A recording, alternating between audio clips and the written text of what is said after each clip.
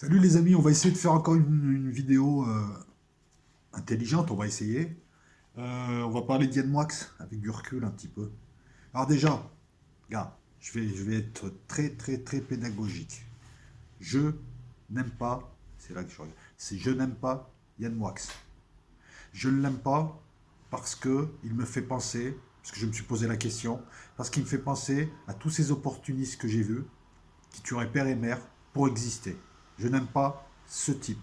Néanmoins, comme je vous l'ai dit hier, comme je le répète régulièrement, nous sommes des gens intelligents. Nous essayons d'aller au-delà de la personne lorsque nous devons réfléchir et on essaye aussi surtout d'aller au-delà du bien et du mal. Donc je vais parler d'un type que je n'aime pas, mais je vais surtout essayer de parler du cas qui est mis en exergue. Et vous allez voir que, parce que beaucoup de gens ont un comportement qui me semble contradictoire.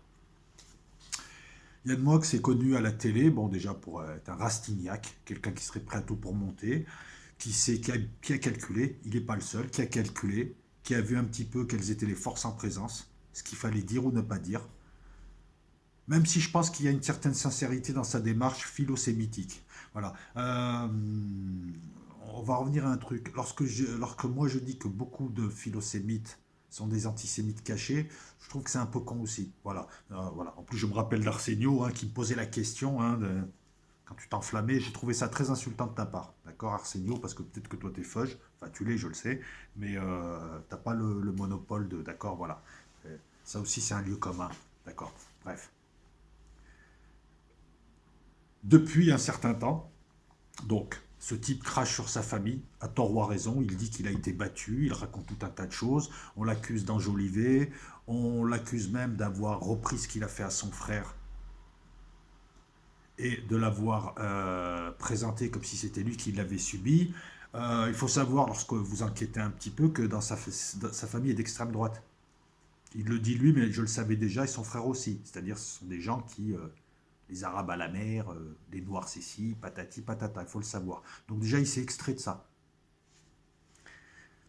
Lorsqu'il avait la vingtaine, j'ai connu cette époque, on a à peu près le même âge, lui et moi. Non, parce qu'une fois j'avais dit, ah, j'ai bien aimé son livre Podium, tout le monde m'est tombé dessus. Vous ne pouvez pas distinguer l'œuvre du. Vous demandez qu'on distingue Céline, la personne, l'homme, de l'écrivain et de son œuvre. Et moi je suis d'accord avec vous, je pense qu'on n'a pas à supprimer des œuvres comme ça, parce que c'est stupide, c'est gauchiste. Donc on va essayer de faire pareil avec lui. En tout cas, pour Podium, beaucoup ne l'ont pas fait. Vous êtes contradictoires, les amis.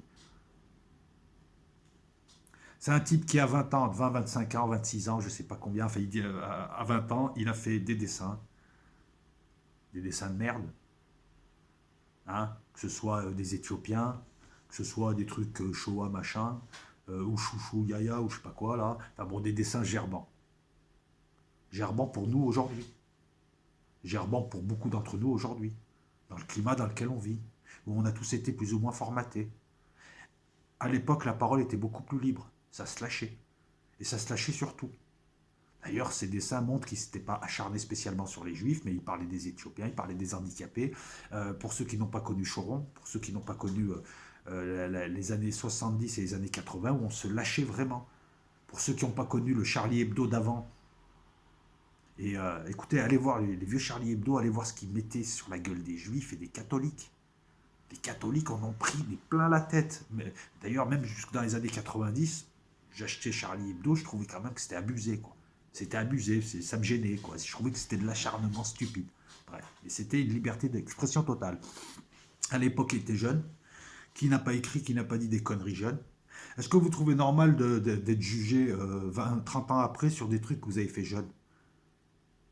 Avec non pas le regard des gens de l'époque, puisque les faits étaient faits à l'époque, il faut les remettre dans leur contexte, mais avec le regard d'aujourd'hui, c'est-à-dire où tout est interdit, tout est fliqué, la bien-pensance, le politiquement correct, et on le pratique plus ou moins tous, pour différentes raisons, mais on le pratique plus ou moins tous. Voilà, donc ce type ensuite évolue, il explique, moi j'ai écouté un peu ses explications, qui me paraissent sincères, il évolue, il essaye de changer, il s'aperçoit que bon, il était un peu con, puis je te dis, d'où il vient, c'était une famille, excuse-moi, la famille Moix, fallait voir un petit peu, c'était l'extrême droite, mais l'extrême droite d'avant. Le Pen à côté, c'est un gauchiste. Ça, vous pourrez vérifier. Donc, est-ce que vous trouvez normal qu'on puisse juger avec le regard et la morale d'aujourd'hui quelqu'un qui a péché par provocation il y a 30 ans, dans une époque très permissive? Posez-vous la question. Et auquel cas, appliquez-vous aussi le truc. Parce que là, on est en train de faire comme les gauchistes. Regarde, ce que certains font avec Yann Moix, c'est exactement ce que font les gauchistes avec Banania. Aller chercher Banania et dire ah, c'est raciste. Oh, Tintin, c'est raciste. Voilà, c'est exactement pareil. Donc, essayez de dépasser un petit peu l'antipathie que provoque chez vous ou chez beaucoup de gens cette personne pour être intelligent, aller au-delà du bien et du mal et vous poser la question de la pertinence du jugement. On juge le passé à l'aune du présent. C'est forcément, on n'est pas. Voilà, non, parce que sinon, voilà, par exemple, me dire que, je sais pas, une fois, je discutais avec mon frère et il m'a dit quoi? Il m'a dit, ah, comment il s'appelle? Sacha Guitry, voilà, Sacha Guitry, regarde ce qu'il dit sur les Arabes. Je lui dis, ouais, mais à l'époque, tout le monde le disait, parce qu'à l'époque, c'était différent. Voilà, Sacha Guitry qui disait qu'un Arabe en smoking, c'était aussi incongru que un Européen qui fumait du hashish ou un truc comme ça, en gros, que. Ouais, bah, il faut replacer ça à l'époque. Parce que ça, c'est des techniques de gauchistes que nous reprenons. Et vous-même, moi, si on reprend plein de mes écrits, je peux te dire que je suis un nazi, un antisémite, un anti-arabe, un anti-tout. Hein. Est-ce qu'on peut juger quelqu'un à 50 ans qui a parcouru autant de chemin? On lui a reproché d'être opportuniste, c'est vrai, on lui a reproché d'être philosémite par opportunisme. En même temps, il a quand même bien travaillé le judaïsme. Hein. On sent qu'il y a une sincérité quand même. Hein. On sent que c'est pas seulement pour faire plaisir à Bernard-Henri Lévy. Ça, c'est mon avis. Voilà, posez-vous la question de la pertinence du jugement. Comment on peut juger un type, les actes d'un type, actes faits, commis il y a 20 ans, comment on peut le juger aujourd'hui? Deuxièmement, c'est aussi une mode qui commence à me gonfler. Un type fait quelque chose, mais on veut le détruire sur tous les terrains. Donc il n'y a pas de rédemption, il n'y a pas de possibilité de... Un type est soupçonné d'harcèlement. Ah, il faut l'attaquer, il faut le... Non, un type qui est supposé, qui a harcelé une femme, ou un type qui a commis des conneries, il paye la connerie, mais pourquoi est-ce qu'on veut lui défoncer sa carrière professionnelle, lui défoncer tout, tout. Imagine-toi, en fait, c'est même plus la double peine, c'est la quadruple peine, la quintuple peine. Pourquoi un type qui commet quelque chose au pénal, qui est jugé, qui va être condamné à réparer et qui va payer sa faute, devrait en plus perdre son boulot, etc., etc. On a une époque où les gens sont devenus des petits censeurs. C'est pas nous tous, hein. Je fais des vidéos aussi, je fais le censeur, hein, quelque part. La censeur et le censeur. On est devenus des petits dieux qui jugeons. Et en fait, c'est pas un désir de justice, en fait, c'est de la vengeance que nous faisons. En tout cas, dans ce cas-là, c'est un peu de la vengeance. Et puis, on s'estime moralement supérieur à nos adversaires. J'ai bien dit adversaires et pas forcément ennemis. Euh, on parlait des antifas, je crois, ni oubli ni pardon. Moi, j'ai pas envie de ni oubli ni pardon pour ce genre de choses. Oui, ni oubli ni pardon pour un nazi, oui. Pour un tueur d'enfants, oui. Je veux dire, mais le relativisme, la justice plutôt que la vengeance. Arrêtez à chaque fois, arrêtons à chaque fois d'aller chercher la saloperie chez quelqu'un pour le détruire. Parce que derrière ça, il y a quelque chose de nuisible, il y a quelque chose. On ne s'aime pas, en fait. On ne s'aime pas à travers l'autre. On veut bouffer l'autre. On est féroce derrière un écran. On est féroce, heureusement qu'on n'est pas juge. Hein. Imaginez si nous étions des juges. Ce serait plus de la justice, ça serait de la vengeance et du lynchage. Je n'aime pas Yann Moix, mais je pense que beaucoup de gens auraient intérêt à réfléchir et à ne pas le lyncher, puisque déjà, il est pénalisé. Il est pénalisé parce qu'on sait très bien que dans beaucoup de milieux,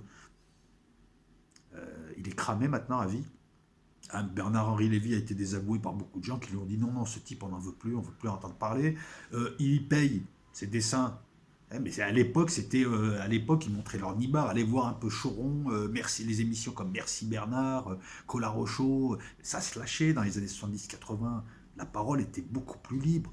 On venait pas te fliquer. Il a dit Bougnoul. Ouais, non, bah ouais, c'est con de dire Bougnoul, mais bon, dans les années 80, oh, il a dit ça, il a dit ça. Vous n'avez pas connu cette époque. Nous, on a connu cette époque qui était beaucoup plus libre que maintenant. T'en prenais, t'en donnais. Et on rigolait. Je vais vous faire un aveu. Moi, à l'époque où il a fait ses dessins, si j'avais vu ses dessins, pardon, j'en aurais ri. Moi, jeune, je rigolais, je faisais des blagues sur les Éthiopiens, sur les Arabes, sur les Feuches, sur les Blancs, sur tout le monde, et j'étais très très dur. Sauf que moi, je ne suis pas Yann Moix, et j'ai pas laissé de traces. Est-ce que je suis meilleur que lui?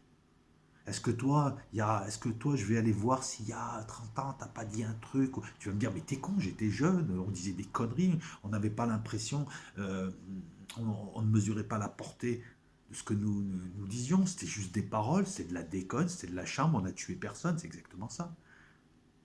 Posez-vous aussi la question, à savoir qui a sorti ces dessins, pourquoi ils sortent, comment.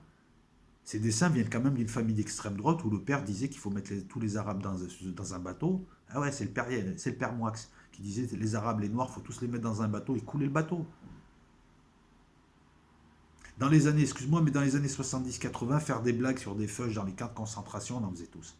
Et on en rigolait. Et on n'était pas d'ignobles nazis. Ce qu'il y a, c'est qu'on ne les faisait pas devant un feuge, bien évidemment. Voilà, on savait rigoler entre nous, ça nous faisait rire. On était, oui, aujourd'hui, tu vas dire, ah oui, t'es un petit con, c'est pas marrant. Bah ouais, mais toi, t'es un petit censeur de rien du tout qui t'aime pas et qui passe son temps à juger. Vous voulez devenir comme ces gauchistes qui surveillent votre parole sur Twitter ou ailleurs? Vous voulez être des gens libres et raisonnables. Voilà, donc essayez d'aller au-delà de l'antipathie qui peut inspirer ce type pour essayer d'être juste, pour essayer d'être moralement irréprochable en tout cas, et pour pouvoir ensuite attaquer ces gens. Sinon, vous êtes dans la contradiction. Vous êtes autant dans la contradiction que les gens qui soutiennent la prise de la Crimée par la Russie, qui est illégale, et en même temps qui disent aux Israéliens, vous avez piqué la terre aux Palestiniens. Moi, j'ai fait un peu de droit, donc ça permet de relativiser, et en droit, tu regardes le cas, in abstracto, in concreto, et tu vas au-delà de la personne. Et tu t'aperçois qu'on est dans la contradiction pour beaucoup, et on est dans le cliché partisan, c'est ce qu'on reproche aux autres. Si Poutine, tu l'aimes bien, il a le droit de prendre la Crimée. Non, j'ai déjà fait une vidéo là-dessus pour expliquer qu'il y avait prescription. Hein. Enfin, je veux dire, tous les arguments ne tiennent pas. Parce que si Poutine peut prendre la Crimée par la force, les colons israéliens peuvent prendre aussi par la force les terres palestiniennes. C'est exactement la même chose. Ils peuvent te dire il y a 3000 ans, et puis Dieu il me l'a donné, et puis il y a 3000 ans on était là. Comme vous pouvez dire, ouais, mais avant 54, la Crimée était à la Russie. Après 54, la Crimée a été donnée à l'Ukraine, juridiquement. C'est pas les gens qui nous intéressent, c'est les principes et les cas de figure qui permettent justement d'aiguiser ces principes et de les hiérarchiser. Et voilà, une hiérarchie de principes pour qu'à la fin il y ait une justice et qu'il y ait une cohérence surtout. J'ai envie de te dire, Yann Moix, il sort d'une famille de gros fachos, et de très très gros fachos, et il a fait le chemin inverse. Vous lui reprochez quoi? Il a fait le chemin inverse, il a versé dans le véritable antiracisme. Après oui, il s'est rapproché des feuilles, il a étudié la pensée juive, comme il est, voilà, mais je ne l'ai jamais vu dire du mal des Arabes. Je ne l'ai jamais vu dire du mal des Blacks. Il faut qu'à un moment donné aussi on arrête à s'identifier à certaines personnes qui sont glissées parmi nous, qui sont des fachos finis, qui sont complètement cons et qui au final nous font perdre notre âme. Voilà, parce que là on est dans la stupidité totale. Si tu veux te payer Yann Moix et que tu cherches le moins de prétextes et que ce prétexte est donné par des gens qui te détestent, c'est que tu n'as rien compris. Tout homme a le droit à la rédemption à condition de ne pas aller trop loin, mais là il a tué personne. Et on ne peut pas juger un type sur ce qu'il a fait jeune, à 20 ans, dans un contexte précis, contexte personnel précis, séparation, le gars il voulait percer, voilà. Le contexte c'était, aller voir un petit peu le contexte. C'était Choron, c'était Villemin qui te fait une BD Hitler égale SS, voilà. Mais non, mais si tu les regardes, même là, franchement, tu me les sors ces BD, j'éclate de rire. Mais c'est qui le plus con? Le mec qui est premier degré, antisémite, ou le gars qui rigole et qui arrive à naviguer entre 3-4 degrés de nuances, voilà, je peux rigoler de ces dessins tout en sachant que les fils de pute qui ont mis des gens dans des camps, quelle que soit la religion des gens, hein, parce qu'il n'y avait pas que des juifs dans les camps. Enfin, moi, là, sur ce coup-là, j'amalgame, hein, tous les déportés en morflé, hein, juifs compris, mais aussi déportés français, déportés allemands, homosexuels, ziganes, tout ça et tout. Voilà. Je sais bien que c'est des gens qui sont sortis de l'humanité qui ont fait ça à des gens qui étaient humains. Et pourtant, tu me ressors les dessins là. Bon, ces dessins, je ne les ai pas trouvés marrants, je les ai un peu trouvés gerbants, mais il y a d'autres dessins bien faits, Choron, Charlie Hebdo, voilà. Et je finirai en disant qu'aujourd'hui, tu as le droit d'insulter les musulmans, etc., etc., mais je vous vois dans votre défense des musulmans, vous êtes maladroit. Eh ouais, les juifs, tu fais pas. Non, c'est simple. Regarde, aujourd'hui, on est à une époque de censure morale. C'est soit on n'invite plus Zemmour, on n'invite plus tous ces gens, soit on invite, je n'aime pas Dieudonné, on invite Dieudonné, Soral et tous ces gens. Pourquoi est-ce qu'il y a deux poids, deux mesures? Voilà. Moi, je suis pas... Votre défense de, ouais, mais pourquoi tu dis du mal des Arabes et des musulmans et pas des Juifs? Non, il n'a pas à dire du mal ni de la religion des uns, ni de la religion des autres. Elle est là, la réalité. Ou alors on déconne sur tout le monde. C'est ça que moi je reproche à la télé. C'est cette hypocrisie en France où on attaque toujours les faibles, des hypocrites qui viennent nous donner des leçons de morale et qui ferment leur gueule parce qu'ils aimeraient attaquer. Hein, voilà.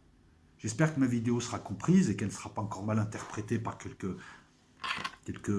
personnes qui n'arrivent même pas à capter le sens d'une vidéo. Moi, j'essaye d'apporter de la mesure, j'essaye aussi de parler de principe, j'essaye de faire quelque chose d'intelligent. Je ne suis pas là pour défendre qui que ce soit, je suis juste là pour défendre... Si, je suis là pour défendre des principes, la justice. Et ce que je vous dis là, c'est pour vous, hein. Parce que, ce que font certains, ben, nos adversaires peuvent te sortir ces arguments en disant comment tu soutiens là ce truc parce qu'il est fait par quelqu'un que tu aimes bien, et de l'autre côté, non, tu es aussi partisan à ce moment-là que Meir Habib ou que Macron, etc. Voilà. Nous sommes vendredi à ce soir, 21h45, chez Cire de Belgique. Il y aura moi, il y aura Saber, éventuellement Alixator, hein, parce que monsieur est une diva, hein. Il faut qu'il s'excuse avant. Hein. Ben non, tu viens, tu t'excuses, je m'excuse, Alixator. Hein, et puis, tiens, j'en profite. Euh, Tu es un Gaulois viril? Ben viens, voilà. Ben non, mais si, attends, le mec, il a un âge pour trois mots. Tu es Gaulois viril, je t'ai proposé un duel, ça t'a choqué? Ben, je croyais que les duels, c'était ça, la tradition d'avant. Vous prenez les traditions d'avant et quand vous mettez le nez en face de vos contradictions, non, il m'a attaqué, c'est un voyou. Quand un arabe te propose un duel d'homme à homme, tu, tu me traites de voyou. Et par contre, toi, tu continues à prôner. Ben, avant, les Gaulois, ils faisaient des duels. Voilà. Ben, je te rassure, hein. Viens nous voir tout à l'heure pour qu'on rigole et qu'on s'amuse et arrête de faire ta petite chochotte. Sinon, j'ai l'impression que t'es pas un Gaulois viril et que ce que tu montres aux gens, c'est juste un personnage. Alors que moi, je suis moi. Saber, il est lui, Cire de Belgique, il est lui. Allez, viens, Patator, et arrête tes conneries maintenant. Hein, voilà, tu t'excuses, je m'excuse. Si tu ne veux pas venir, ce sera la dernière fois que je te tends la main. Tu ne m'es pas indispensable. Je fais ça juste pour être bien avec le ciel, pour être bien avec... voilà, puis parce que mes parents, ils m'ont appris, ils m'ont dit à un moment donné aussi, il faut savoir pardonner. Voilà, je te rappelle que c'est toi qui as commencé Patator, il y a 2 ans, et que tu n'as jamais voulu t'excuser. Tu as attendu que je quitte les lives pour inviter des gens qui m'ont calomnié pendant 2 heures et toi tu te réjouissais. C'est parti de là cette affaire. Donc à un moment donné, moi je veux bien m'excuser, mais sache que moi je démarre jamais les histoires. Mais je l'ai fini. La bise à toutes et à tous. On est vendredi, il y en a marre, il pleut tous les jours à Marseille. Maintenant c'est n'importe quoi. Qui a volé le soleil? Ça doit être les Arabes encore. Hein, non, ça doit être les Israéliens, ils ont volé le soleil ici. Non mais il pleut tout le temps là. Ciao la famille.